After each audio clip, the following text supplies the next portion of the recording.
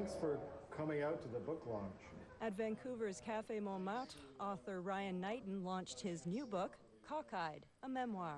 On my 18th birthday, I was diagnosed with this condition that I would be blind within about 15 or 20 years. And I had to plan a life around this speculation that one day I wouldn't be able to see. So it's really kind of the trials and misadventures that made me into a blind man one day. Knighton uses humor to tell the tragic story of his gradual loss of sight. Comedy comes very naturally in places where we find discomfort. And when you're going blind like I did over 15 years, you live in a kind of twilight world for a long time where you're not quite a sighted person and you're not quite a blind person. So that incongruity just becomes inevitably slapstick, where you're trying to either pass yourself off as one or the other. Cockeyed, a memoir, is in bookstores now.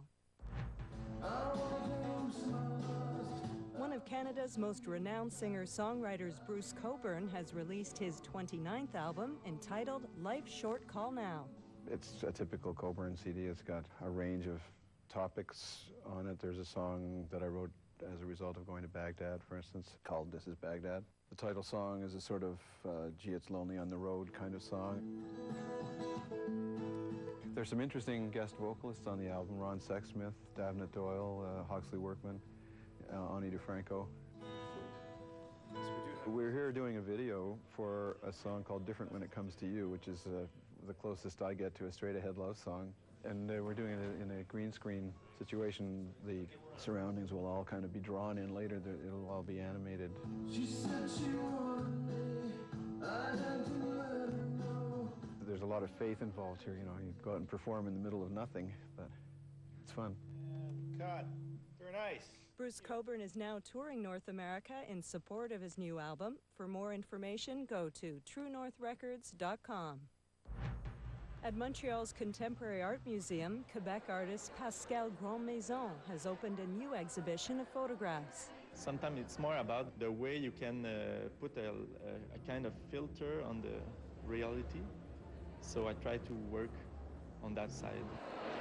It's more about the physical way you absorb the image. So it's not just about the viewing, it's more about the psychological way. The Pascal Grandmaison exhibit is on until October 9th. And in Oakville, 50 works by Andy Warhol are on display at the Garlick Gardens Gallery. It's the first public glimpse at the collection of philanthropist Salah Bashir.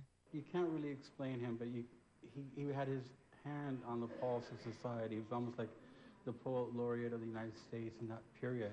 And when you see it all next to each other, you realize how great an actual artist he was, you know, a mass producer of art as well as, you know, communicator. So it's great to have it all together in one room like that. Wall-to-Wall Warhol runs until August 27th. For more information, see oakvillegalleries.com.